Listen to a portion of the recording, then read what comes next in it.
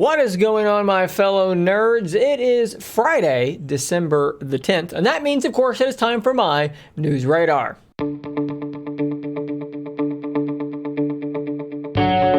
Let's start this episode off with maybe the weirdest thing that came out about Snapdragon's new flagship processor, the Snapdragon 8 Gen 1. We've covered this SoC a little bit already, but this detail in particular is quite strange. Something that they mentioned very, very briefly, they just kind of fluttered out a couple of words about it and moved on, was that they're working on something with this SoC that future phones could take advantage of, wherein your phone's selfie camera stays on all the time and is just looking for your face to do certain things with that knowledge that a face is present. So to go a little bit further into this after the presentation, they did also post this video here, which will just I'm just going to let you see some of this video and I'll let you see what they're talking about with this always on camera. It's really strange, kind of interesting. There's a lot to talk about here though. Let's watch the video. Equipped with leading 5G, AI, gaming, and camera technologies, like the always-on 3rd-gen Qualcomm sensing hub for always-on AI and always-on camera. So you can wake your device just by looking at it and take hands-free to the next level. And that's pretty much it, right? It's the idea that you can stick your face in front of the camera, in front of your phone, and it's just always looking for your face. And when it sees it, it activates it. You could say, oh, well, this is like the next version of Face Unlock. But there's a really big difference here between normal Face Unlock and this. Normal Face Unlock requires that you actually do something to tell it, I'm okay with you now looking at me. Here on The Verge, they write, Qualcomm's main pitch for this feature is unlocking your phone anytime you glance at it, even if it's just sitting on your table, propped up on a stand. So like in the video I just showed you, that guy rather disgustingly has his hands just covered in, why would you, that's just disgusting, that's gross. But anyways, he can't touch his phone because he's a gross person with food all over his hands. So he just looks at his phone and it unlocks, and there you go. They're also talking about, a situation where you look away from your phone and it automatically locks the phone so that a face that it doesn't recognize, it can't get into it. And if your face isn't there looking at it, it's not going to be there. It's almost like you've seen these privacy screens, right? Where if you're off axis, they black out and you can't see what's going on. It'd be like that. It'd be an automatic locking if your face isn't present. Now, there's so much to talk about here, though. So, we've done something similar with some Nest hubs, right? Like my Nest Home Hub has an ultrasonic sensor. So it'll be showing a lock screen, but it will detect that someone is approaching, and then it will dismiss that lock screen so you can see what's going on. That's kind of cool. But this is different. This is actually looking at your face. This is actually taking photos effectively, of you when you're not asking it to do so. Now, they do mention here that this data never actually leaves the phone, right? It's all done on device, and so apparently it's supposed to be very, very secure. However, we've heard this before, right? We've heard these things before, and then we've had hacks and breaches and so forth where it turns out that's not the case. And a big problem now, something that we're seeing on Android and on iOS, is that when your camera is in use, your microphone is in use, the phone is going to tell you, hey, your camera's on. Hey, your microphone's on. Well, this isn't going to do that. The camera can be on and you don't even know it. So is it possible that someone could hijack your phone and be watching you without you know it, using this always on technology? You wouldn't even know that it was happening. The battery wouldn't be drained. It's a low power state. It's capturing at like 640 by 480. So it's just high enough res to be able to confirm it's a person. That's high enough res for a hacker to be able to do whatever they want staring at you. I'm not saying that's probable. I'm not saying that's even possible. I don't know. I'm just simply speculating that a lot of people, when you tell them, hey, my selfie camera is on 24/7, no matter what, I pick up my phone, it's looking at me all the time. A lot of people are going to hear that and go, well, I don't want that at all. That sounds like a crazy thing to want to do. I want to tell my phone when it should be looking at me, not just always be staring at me. Shout out to phones like this. They don't have a selfie camera on the outside of the phone. You actually have to open it. Take that, FBI, trying to spy on me through my phone. Think again. Now, they are trying to get out in front of this concern, though, right? They're saying this low-power ISP cannot take images or videos. It is impossible in the low-power state to get images out of it. And I hear you, I see it, I read it. I'm just telling you the optics, pun very much intended, are not good for this kind of thing. And I don't think people are going to be very receptive to it. People are already a little iffy about, their phones always listening for hot words like Google, hubs and things like that. And mine get stuff wrong. Like, I can't tell you how often I'm like doing nothing and a speaker starts giving me random information I didn't ask for. And it makes me sit there and be like, man, do I even want these things in my house at this point? They're just listening to random conversations. Do I want to give them visual data now as well? And I know, again, not supposed to leave your phone. And I guess I could believe you on that, but I don't. I just don't. I don't believe these sorts of things anymore because it's been proven to be false. People say these things and it's wrong so often that I think I don't know. I don't know how I feel about this. I would not have this enabled on my phone. That's just me. Might be being paranoid, but I would love to know what you guys think about this in the comments down below. Please do sound off. Now let's move from creepy always on cameras to a device that just popped up on the internet just the other day that I am extremely excited about. I really like the way this thing looks.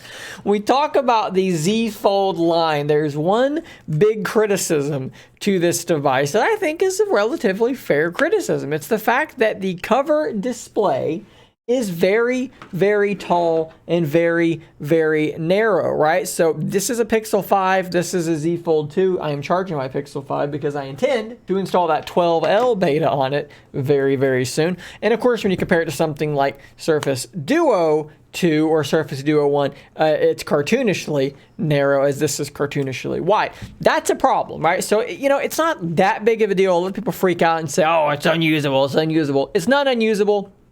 It is a little bit weird, a little bit hard to get used to, and it's just really tall. It's really, really big. Oppo is making a folding phone, and I think it looks physically, from a physical perspective, which is what physically means, I think it looks freaking awesome. Let's take a look at this thing here.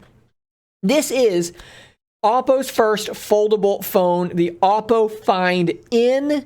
As you can see, it is quite short and it is a normal width. It actually looks wide because of how short it actually is, and we needed to show you this here. This is Ice Universe's tweet where he's giving you the dimensions overlaid on other phones. Look, it's short. It's like one-handable, so it's a little bit wider than the Z Fold. Of course, you have to bear in mind that it's mostly full screen, right? So you're going to get an actual screen a little bit more than this width, but you're coming all the way down to about here. So I mean, you could reasonably one-hand this thing. I think that those dimensions are fantastic. I love a big phone. Don't get me wrong, big giant phone here. But this is awkward sometimes to try to reach up and one-hand this thing. That, I think, is a really reasonable set of dimensions for a foldable phone. Now, of course, when you see from the side, this does look very much exactly like the Z Fold line does look. And they've got a video here that we're just going to have to play the video here. Let's take a look at this. Let's open this up on YouTube and I'll show you kind of what we're looking at here. It's a nice, cool looking, Inception-y, them flying through the air and so forth. But let's see here as he opens it up. Let's roll back and look at it one more time, see some of the details we can see here.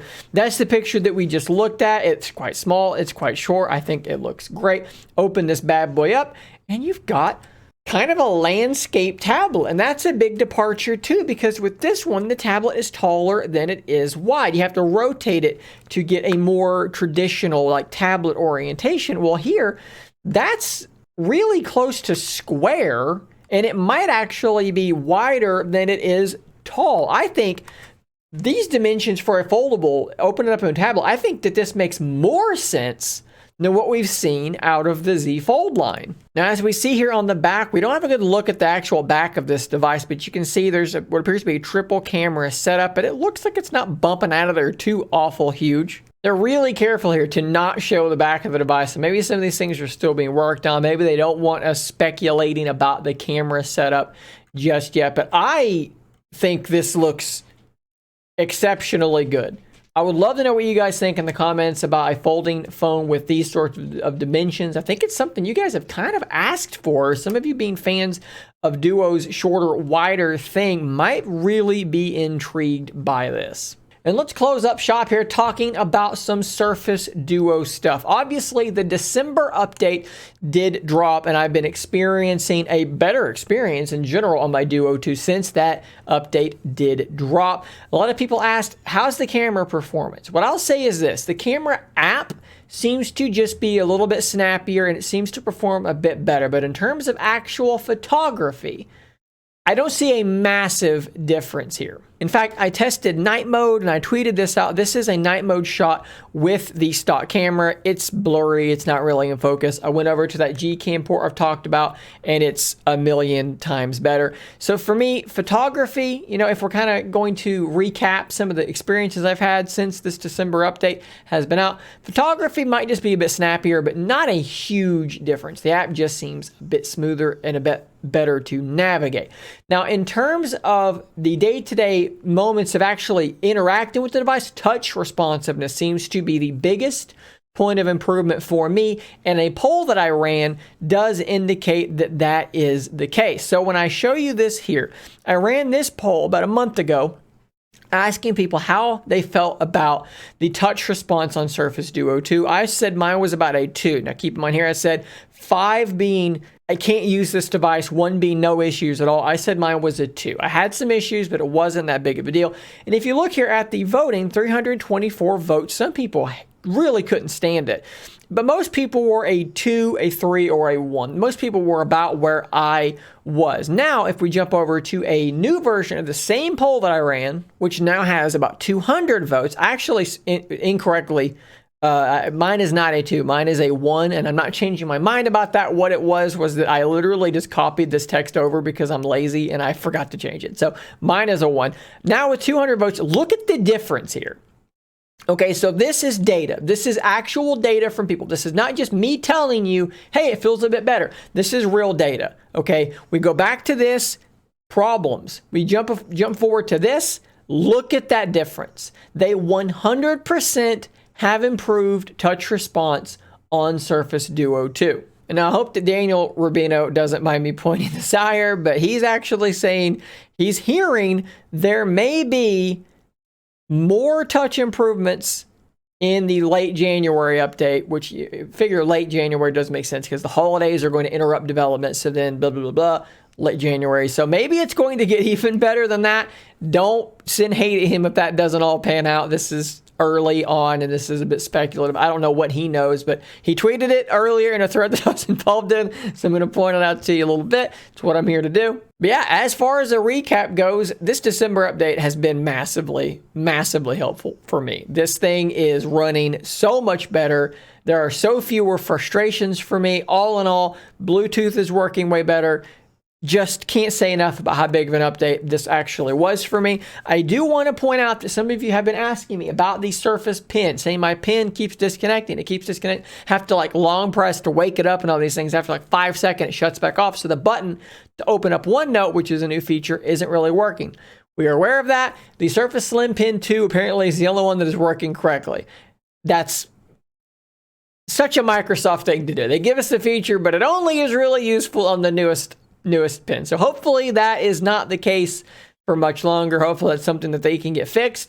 Go send Microsoft notes on this. There is a section in your phone where you can actually send them feedback. There's a feedback hub in your settings. I believe it's under the About section. Send them feedback. Tell them to fix that, and maybe they actually will. Guys, that's all the news I have for you today. Be sure to check back every Monday and Friday for the next News Radar. I will see you guys tonight at 6 p.m. Eastern to talk further about this December update, because, of course, it's time for another live stream. I will see you guys there. Looking greatly forward to it. And until next time, stay nerdy, my friends.